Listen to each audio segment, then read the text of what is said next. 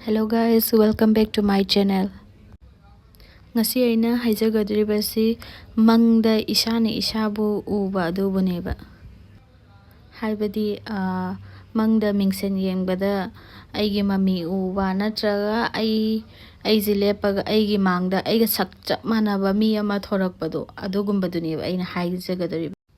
Sugumba mangze aikoina karamba matamda mange haiba kanda mina kai haigani posem jadu tawrakpa adukanda ko haidi negative energy kaigumba adugumba nangi akoibada leiba kanda sugumba mangze anambana mangalleba mina phattaba tawrakpa adagi mangdaga sam yotpa adagi sam chaba natraga samga othokpa adugumba ubasu dum negative energy adugumba haidi nangi akoibada adu leibagine haiduineba aduna adagi aikoina dasa pangdaba matamdasu adum thokalle sugumba thodokse